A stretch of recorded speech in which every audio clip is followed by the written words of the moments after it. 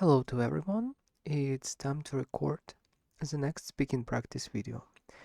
As usually, in order to practice speaking language and probably even, fortunately I could say, improve speaking skills a little bit.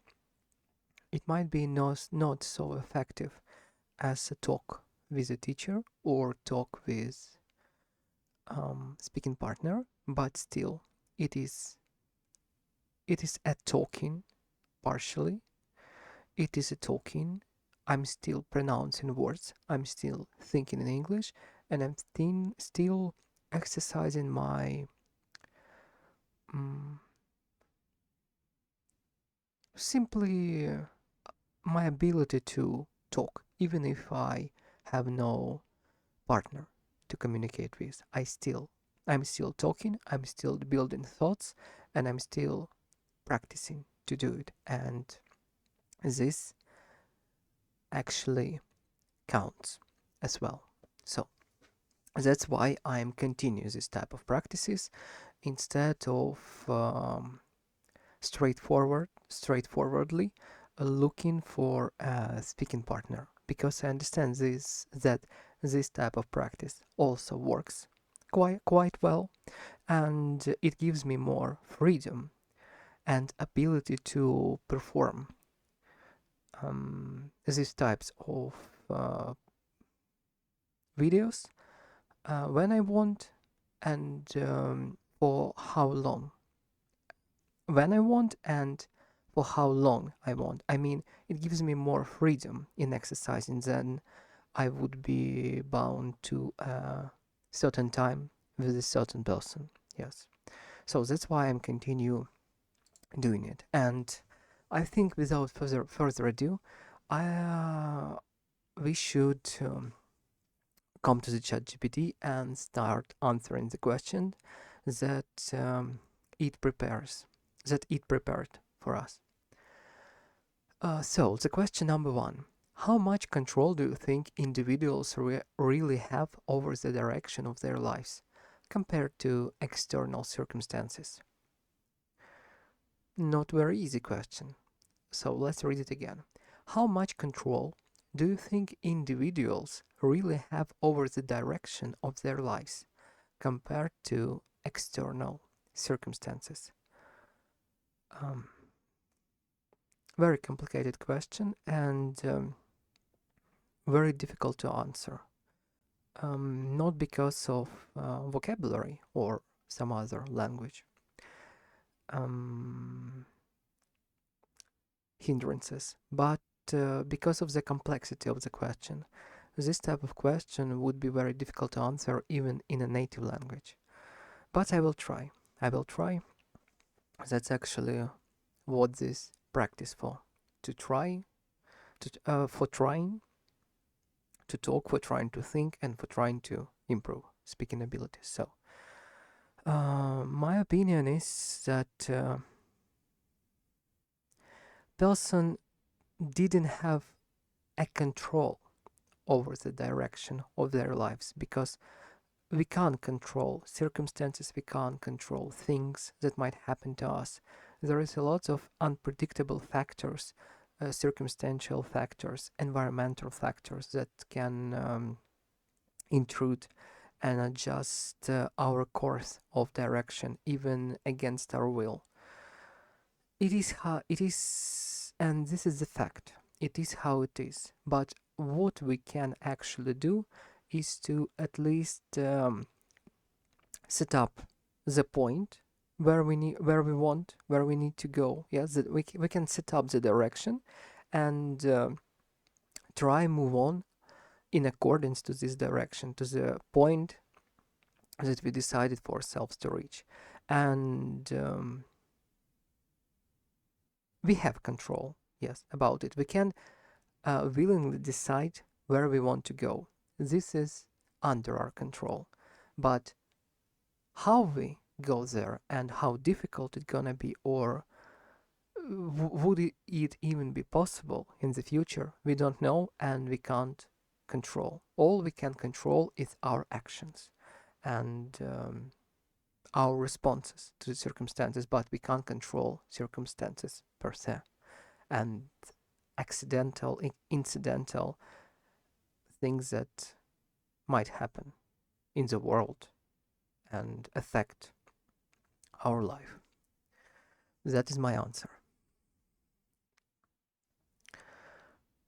And before I move to the second one, I could add that this is very important to understand this as early as possible and rely on what you can do instead of trying to change circumstances that is impossible to change by your own efforts.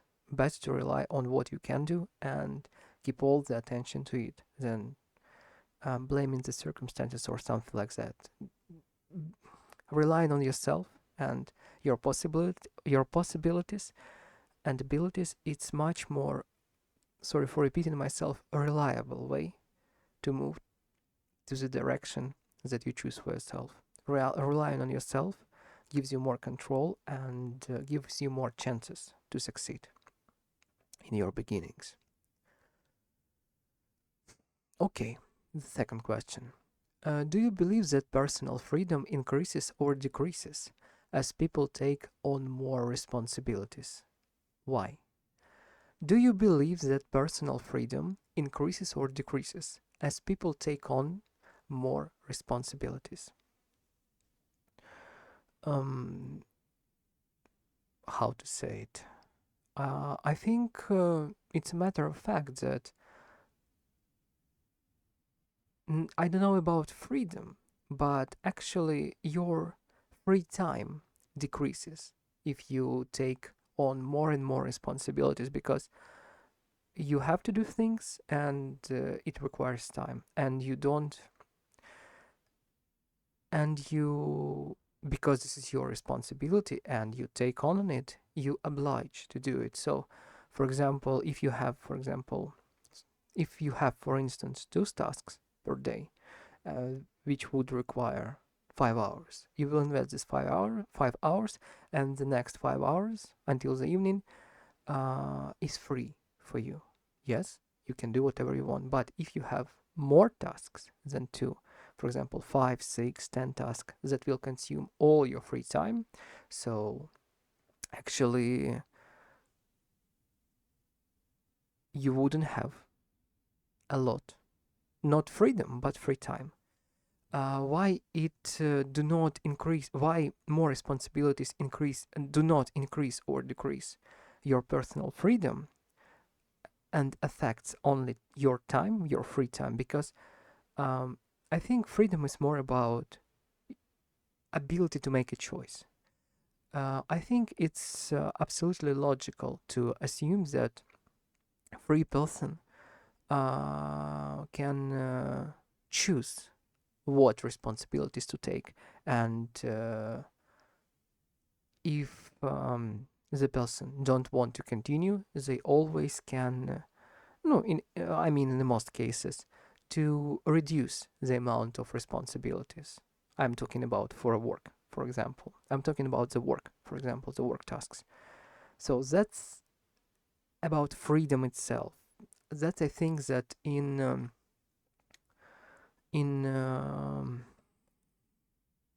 not superficial, but how to say it, in nowadays healthy society, it's the person has enough freedom to choose how much responsibilities, I mean in general, to take on over yourself.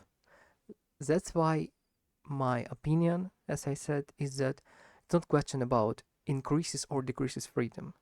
Freedom is about choice, but it's question more about free time. Yes, the more responsibilities you have, the less time you have for yourself. I mean, for your free spending, because responsibilities, tasks,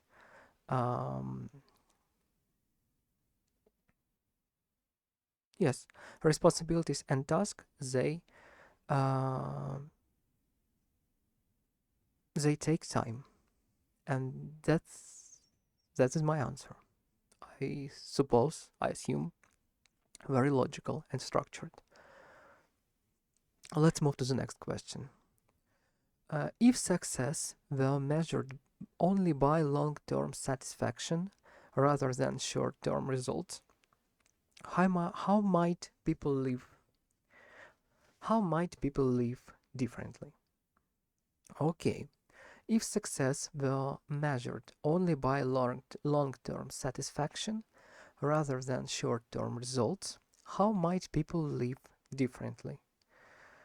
Um, I think ChatGPT make logical mistake while creating this question because I don't think success measured by I don't think success at all measured by long-term or short-term satisfaction.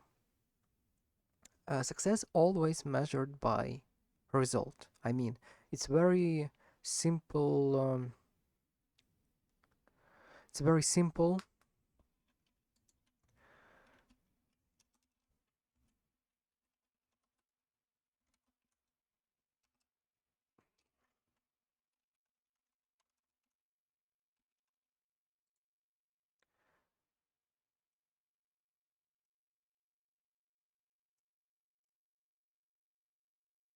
equation. It's very simple equation. Equation.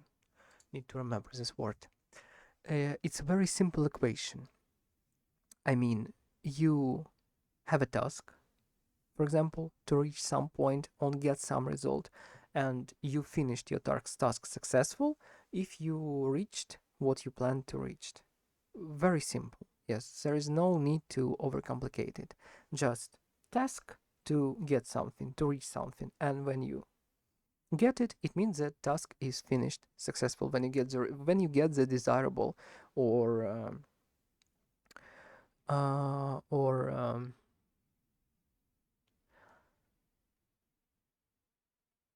when you get desirable or result that you supposed to get, yes, after accomplishing this task. That's how definition of success works for me, and I suppose for many people. Absolutely logical definition. So I think in order to answer properly on this question, let's get rid of word satisfaction and change it on if success were measured only by long-term results rather than short-term results, how might people live differently? Still do not understand this question. Let's skip it because it's simply, for me, it's logically doesn't work. So let's skip it. I think it's just mistakable question by itself. Some people prefer clear plans. The question number 4. It's not mistakable, but very mistakable, vague, and delusional. Not delusional, but yes, delusional question by itself. Let's skip it. Incorrectly builded, incorrectly structured question. Because the question number 4.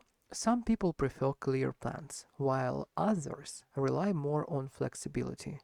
Which approach do you think works better in a certain situations, and why? Again, sorry, some people prefer clear plans, while others rely more on flexibility. Which approach do you think works better in uncertain situations, and why? A very good question. A very good question because I actually know the precise answer in it. Um, Not very long ago, I thought a video on YouTube about war strategies, about how properly to structure and to build um, assault plans, defensive plans, how generally operate like a general during the war. I mean, on the battlefield, at least during the planning the battle. And there was a very crucial approach to it. What what differ bad general or unsuccessful general from successful and good general? Both of them, both of them are preparing plans before the battle. Both of them create the strategy. Both of them check their strategy and sure that their strategy gonna work. So both of these two generals, bad general and good general, comes to the battlefield with a plan. In both cases, plan is deliberate, precise, and not just random. Good plan that might work, but on the other hand, mightn't. And that's what is about the flexibility. The good general, because the conditions of the battlefield usually tend to be unpredictable and not going according to strict plan, because there is a lot of factors that you can't just simply predict during the planning. And the good general is adapting his strategy during the battle. So what's the difference between good general and bad general? Bad general stick to his strategy until the end, even if even when the new circumstances proves to him that his strategy was absolutely unsuccessful, but he isn't flexible enough to adapt and come up with a new strategy during the battle. Yes. So that's why he tend to lose. But a good general, he sees that his strategy didn't work, or he sees how battlefield conditions turned out and what he can improve in his current plan and strategy to make to secure the mission, to make the result more possible to reach. I mean, what I've been trying to say is that the good general is flexible. He has a plan, of course, and he act according to plan. But he also very flexible and can adapt to the circumstances in the minute where needed the most. And that's actually an answer to this question. This is actually an answer to this question. Some people prefer clear plans, while others rely more on flexibility. Which approach do you think works better in an uncertain situation, and why? My answer is that according to the example that I provided, the war conditions, very uncertain situation, the battlefield, very uncertain, very likely to change drastically according to many unpredictable factors. And the best way to approach uncertain situations is with the plan, but with flexibility and ability to adapt your plan, your actions according to the current situation. That's the best approach. Have a plan, but also have the flexibility to, at the right moment, change your plan or to adjust your plans in order to according to the reality circumstances, in order to make your mission possibly more successful. That is my answer. To what extent do you think failure is necessary for meaningful personal growth? Sorry, I need a little pause because this is the question number 5. Okay, let's move to the question number 5. To what extent do you think failure is necessary for meaningful personal growth? Again, sorry. To what extent do you think failure, failure is necessary for meaningful personal growth? To what extent do you think failure is necessary for meaningful personal growth? Interesting question. To what extent? I don't know exactly to what extent, but what I'm sure about is that we can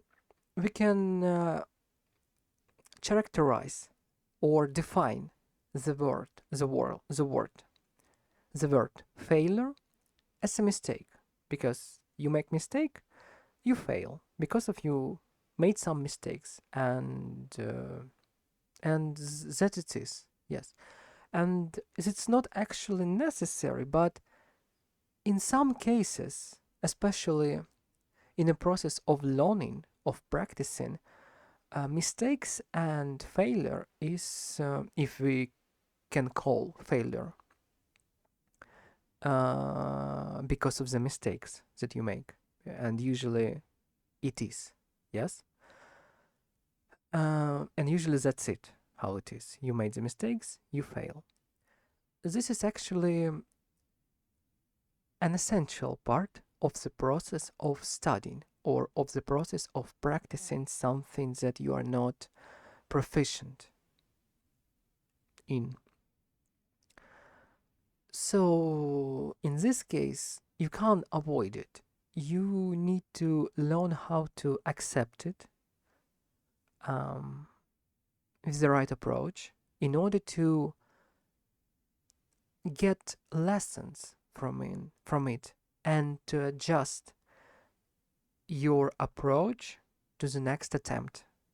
Simple as that. Yes, you did mistakes, you failed, you learned from your mistakes, you adjusted them, and you tried, and now you are trying new strategy, and you see, will this strategy prove itself successful, or you fail again, and you will try again after mistakes fixing. I think this is how it works. Yes. But the question was, to what extent do you think failure is necessary? Um,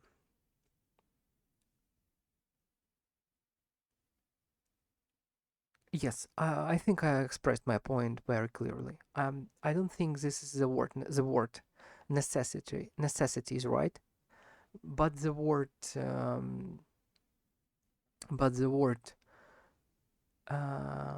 no, but the word essential would be better.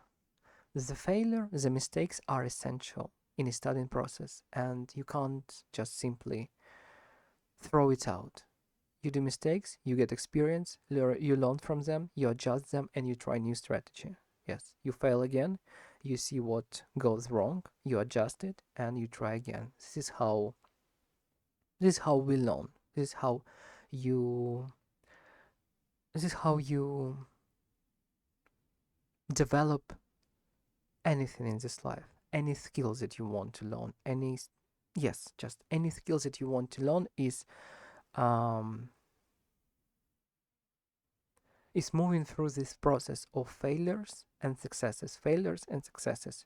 You fail, you learn, you understand, um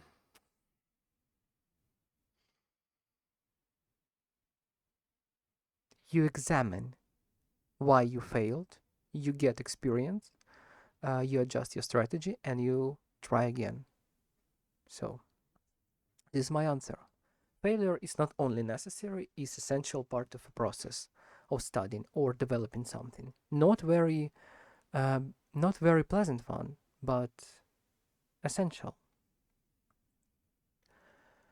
The next question. If people were encouraged to slow down their lives rather than constantly improve themselves, what effect might this have on society? Okay, let's read it again. If people were encouraged to slow down their life rather than constantly improve themselves, what effects might this have on society? Uh, I'm not very proficient in answering for the whole society because it's not about the question, but mm, I'm an introverted person, and I tend to concentrate on myself more than on other people or on the society in general. So it would be hard for me to answer for the society, but in my case, I can say that I can say that I'm not trying to slow down my life or trying to speed it up. I'm just living my life, and I understand, and I operate in a simple logical understanding that I have time is limited, and I can do in this time, and I can use this time whatever I like to. And because I have interests in some fields of knowledge, in some profession, and in some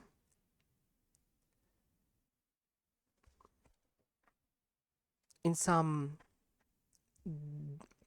how to say it, in some definite way of living. I mean, career, studying, subjects, and other things that I'm planning for myself in my life that I'm really interested to get to and to try myself in it. That's why I operate with my life now in simple understanding. I have time, and I decide. I have the control, at least now, over my time, and I can decide how I will use it. And I simply use it on the things that will bring me closer to the things that I want to achieve. It's not about slowing down or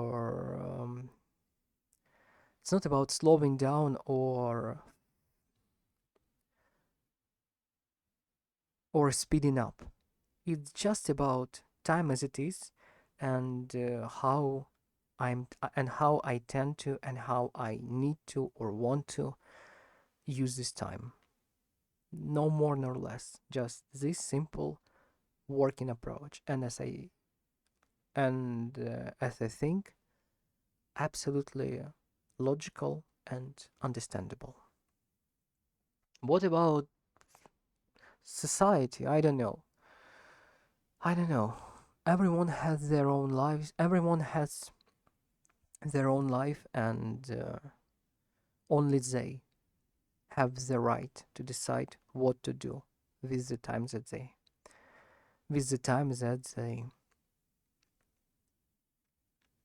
have.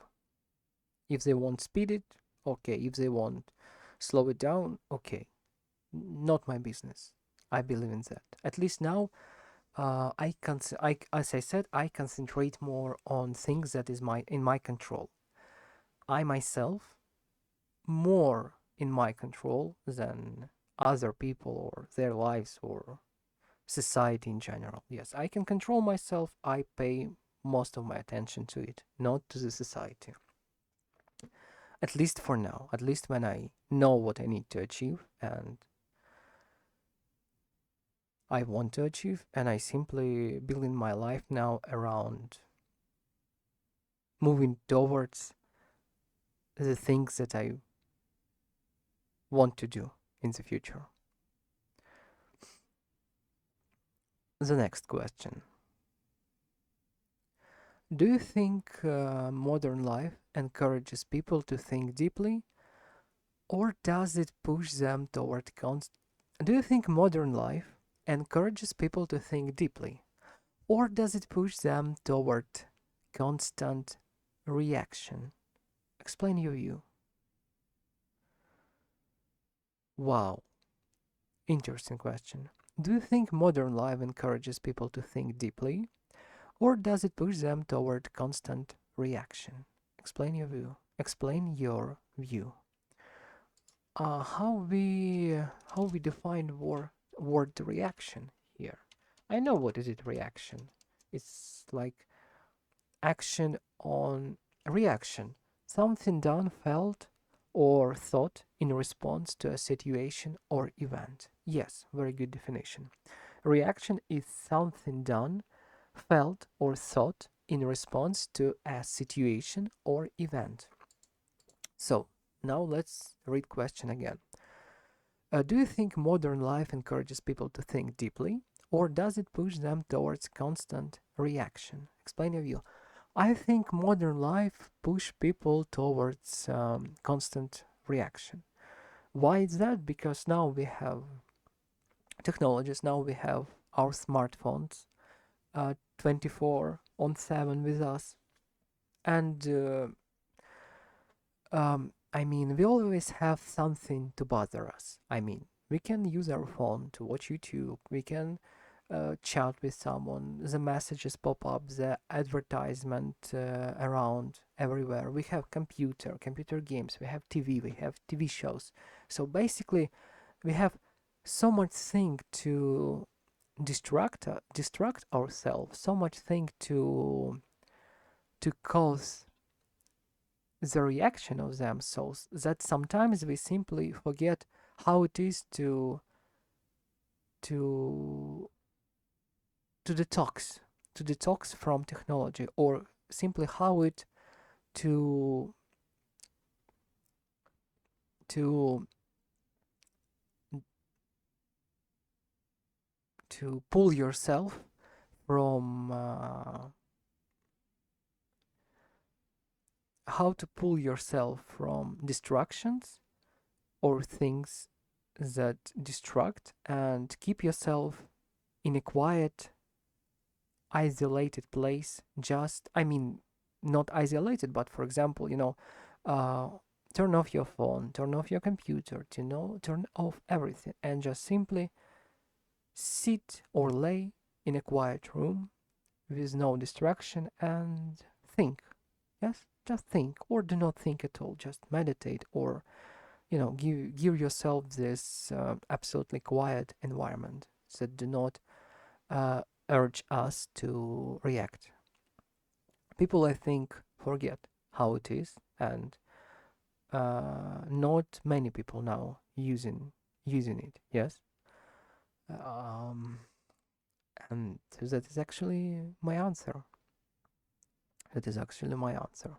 That's why uh, nowadays in a modern life, people more pushed toward constant reaction because of the all the things that around us, because all this information and etc etc.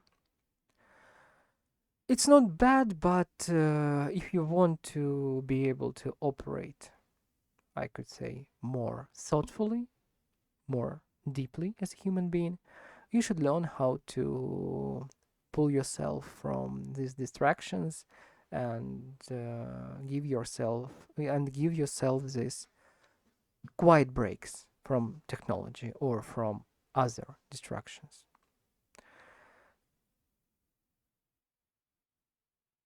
And this is my answer. It's not, as I said, it's not bad, but if you want to think, if you want to be able to live more thoughtfully, it's better to control your control your exposure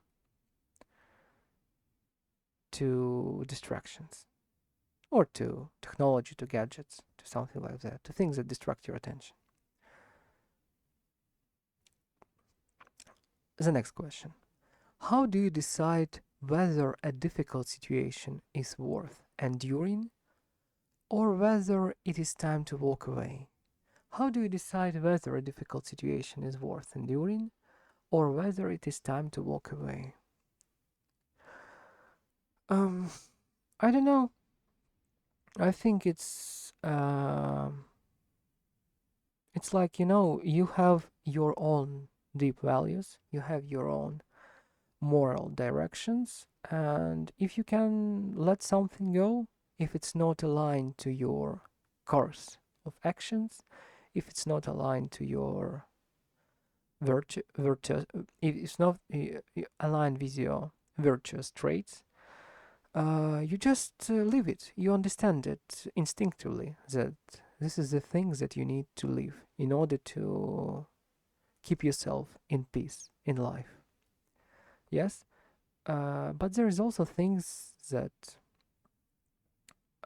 difficult for you, but you understand that you need to push through this difficulty, to go through this difficulty in order to obtain the skill, the proficiency, the desirable position. Yes, something desirable. Yes, it's like very simple instance. Uh, I can't say that learning language it's easy. It's a difficult task. I can't say that 3D animation it's easy. It's difficult. I can't say and not always pleasurable. I can't say that simple exercising and keeping attention to what you eat very easy. Sometimes you have uh, urges. Sometimes you have sometimes you have very potent desires to eat or try something not very healthy for yourself. But you understand that if you know, if you really want to get to the point where you want to be, if you really want to, for example, talk in English fluently, you need to put up with this difficulty. You need to accept that this is gonna be difficult and just simply go through it. I can't say, for instance, I can't say that recording speaking practice video for me today, it was an easy choice that I just simply sit down and, you know, started talking with a lot of pleasure and interest. No, it's a still difficult practice for me, and probably I would love to prefer something different for the time spent in like laying on the bed, watching mobile phone or playing video games. But I understand that the speaking practice is important for English abilities, for English by itself, for this subject, for learning the subject. It's very important practice, and I need to push myself a little. I need to accept this discomfort, this uh,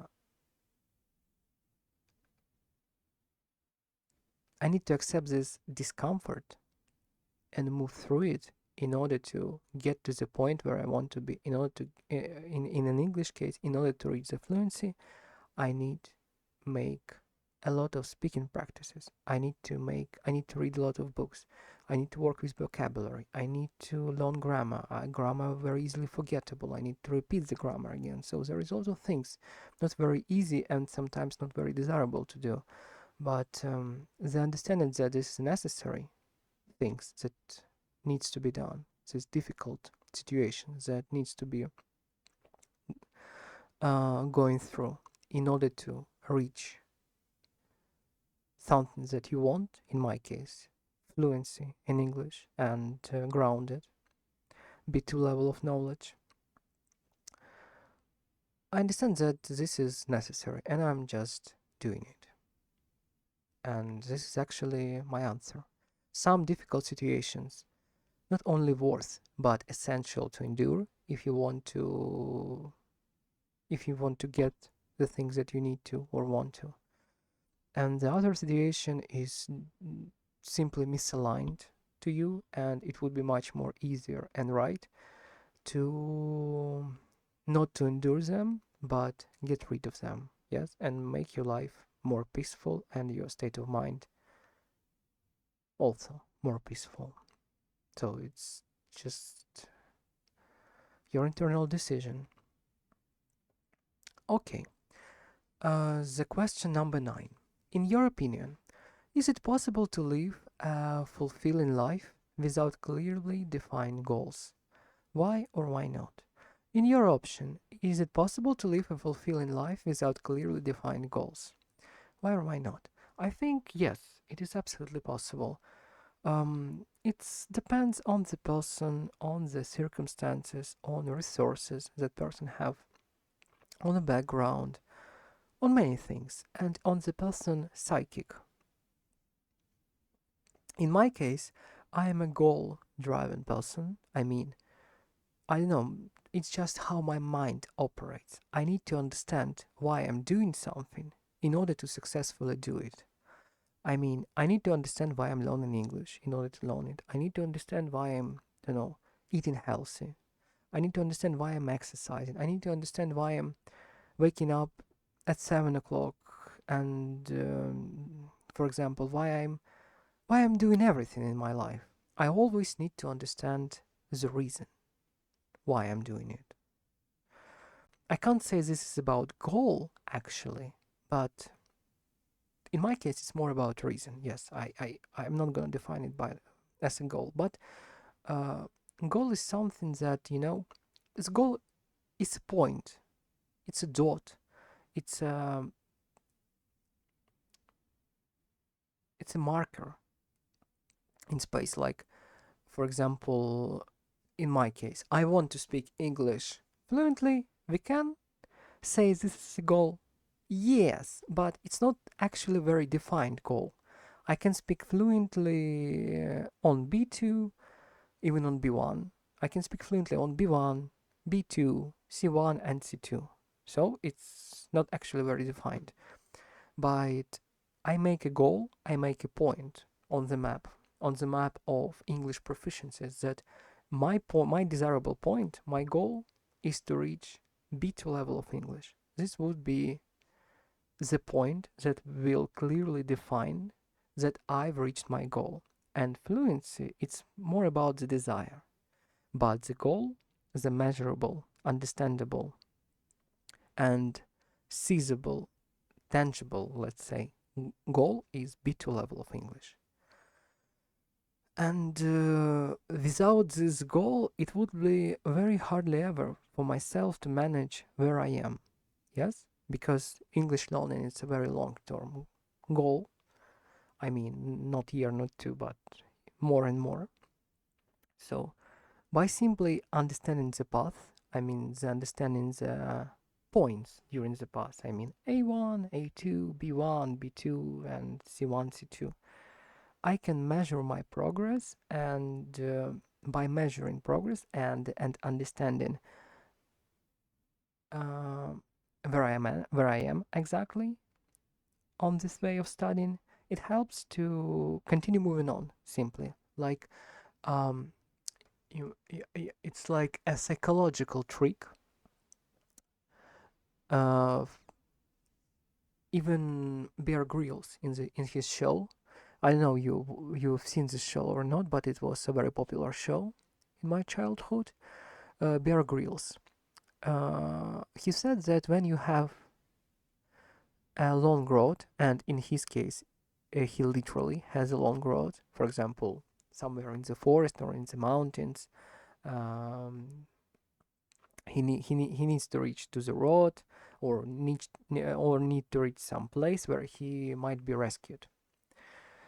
Uh, so there is a road, there is a route that he needs to take, and this usually a route that takes him not day, but probably week, probably more. And while he was going through this route, he always said the thing that uh, it's very difficult to come to the end of the route when you're thinking only about the end point. You need to have short distance points or short distance goals, let's say in this way. For example, today I'm going to make to this, I'm going to get to that mountain or to that tree or to that road further. And when your mind sees this in between steps, it's much more easier for you to operate psychologically, yes, during this road. Like uh, you make to the point, you get a rest, then you make to the next point, to the next point, to the next point, to the visible points, and eventually it all accumulates and you reached to your last point. That's how it works, not only literally, it's how it works in studying also. So Goal making in this case just helps me to keep this to have to help me to keep my studying consistently and keep the pace of studying. I'm not burn out. I'm not burning out. I'm not struggling. I understand that the furthest goal, I mean B2, somewhere there, but now I have the closest goal to reach. In my case, I think my next goal, actually visible goal, is B2. But when I've been only starting the journey of learning, I didn't even dream about C2. My first goal to achieve was to secure my A2 level of English and then move to B1 level of English. I don't even thinking about B2 level of English, only as a dream. And now when I reach further the point of B1, and now I'm very close to B2, I think at least I believe in that and think so. Now I'm concentrating myself on B2, where when I reached the B2, I started thinking about C1, or probably on securing B2 even more, making more grounded and um, make it more grounded and easy to use. But this is further. This is the further things. I don't concentrate my attention on it on this right now. And for me, precisely for my type of psychic, goals, these short-term goals, the small steps, big steps, the vision of the future, dreams, it's all important for me to operate, and very important to have not only goal in my case, but a reason after that. Everything for me, for my psychic, everything needs to be bind and explained by the reason why I'm doing something. Only in this case, I will operate successfully in life. This is how I am working. I'm not telling that this is how every person should operate. This is only my approach that works for me, and I do not force this approach to anyone else, and I do not judge anyone else if they have a different approach. And back to this question, I think yes, people can operate and fulfill in their life without clearly defined goals if this approach is working, if this approach works for them, if they operate in life much more better without clearly defined goals, it means that this is the right way for them to operate. For example, they are much more successful in flexibility and adapting to circumstances, and they much more prefer think about present and not about the future. And working in this way, they feel themselves fulfilled, happy, and simply getting the results that they wanted to get. So that's why this is the right way for them to operate. And this is my answer. For every person, you need to find the way that is going to work for you. If you, as I am, prefer deep thinking and goal structured and reasonable approach to living, it's okay. If it works, use it. If you are a person who are more chaotic, flexible, and prefer adjust to the circumstances rather than plan action ahead, be this person. If it brings you result, if it makes you happy in life and fulfilled, just go this way and didn't listen anyone else. If it works for you, it means that this is the right, this is real. This is my answer. And the last question for today is question number 10. Looking ahead, what kind of skills do you think will matter more than qualifications in the future, and why? I don't think any skill in the future, I don't know, I don't think, I don't understand how to answer this question.